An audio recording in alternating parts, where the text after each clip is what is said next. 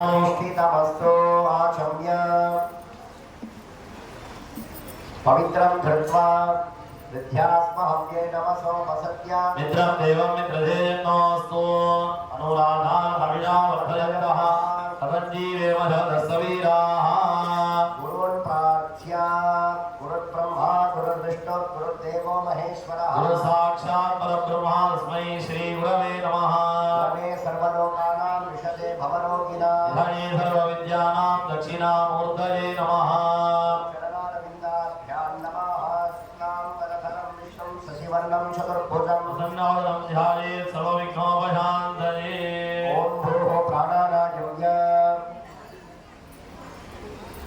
अमृतं ब्रह्मा भूर्भुवस्वरो महोपाक्त समस्त दुर्दक्षय द्वारा श्री పరమేశ్వరాజ్ఞ పరమేశ్వర ప్రీత్యర్థం ఆ ఇరుముడి సంచిని కూడా ఎంతో భక్తి శ్రద్ధతో వాళ్ళ ఒక శిరస్సులో తీసుకొని స్వామివారికి సమర్పించుకుంటారు.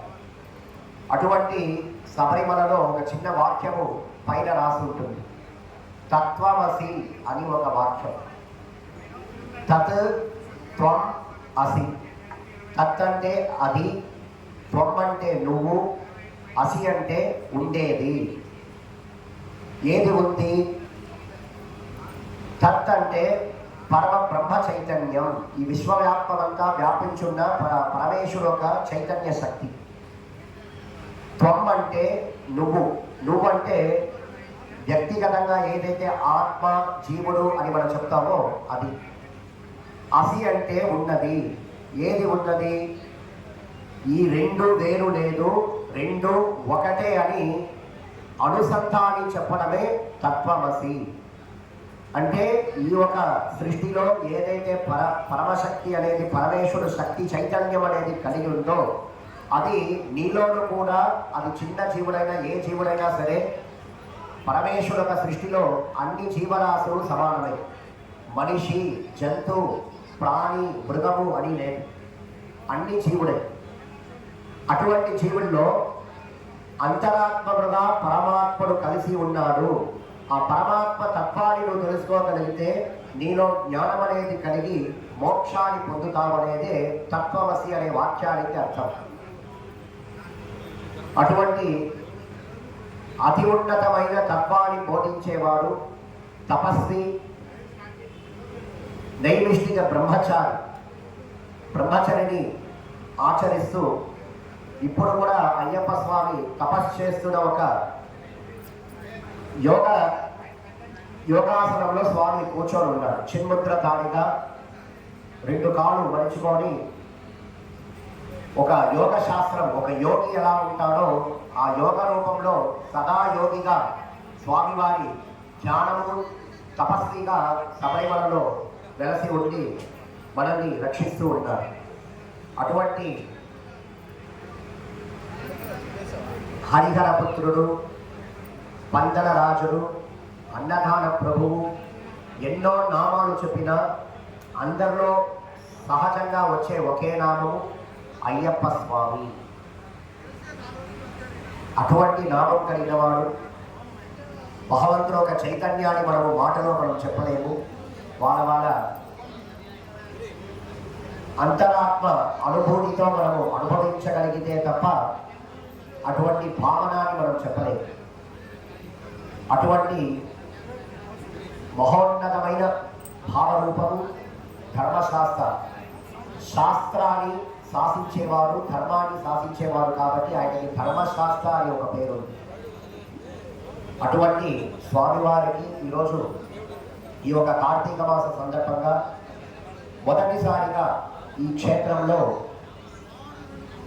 ధర్మశాస్త్ర స్వామి శాస్త్ర హోమం అనేది దేవస్థానం ద్వారా నిర్వహించబడుతున్నది.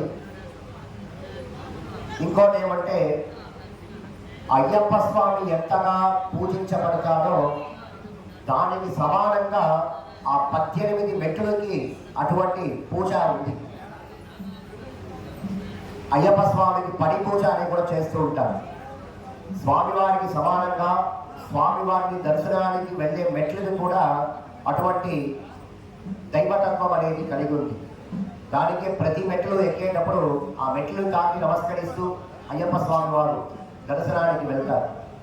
ఇంకోటి ఏమంటే జ్యోతి స్వరూపంగా ఇప్పుడు వరకు ఆ మకర జ్యోతి అనేది ఎలా కలుగుతా ఉంది, ఎలా ఉద్భవిస్తా ఉంది అనేది వైజ్ఞానికంగా కనపడలేని ఒక దృశ్యంగా, అద్భుత ఆశ్చర్యంగా ఇప్పుడు కూడా అది ఉంది.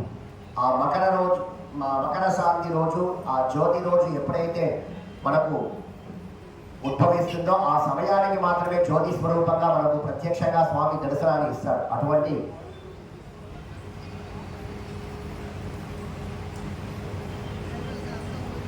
కలియుగ వరదుడు అయ్యప్ప స్వామి. మన కపిలతీర్థ క్షేత్రంలో స్వామివారిని దర్శనం చేసుకొని సుబ్రహ్మణ్య స్వామిని దర్శనం చేసుకునే దారిలో పక్కనే మీకు దక్షిణామూర్తి నుంచి కాళభైరవ స్వామి మూర్తులంతా కూడా ప్రతిష్ఠ చేసి ఉంటారు. శాస్త్రాని స్వామివారు విగ్రహ రూపంలో ఇక్కడ మనకు ప్రతిష్ఠ చేస్తున్నారు.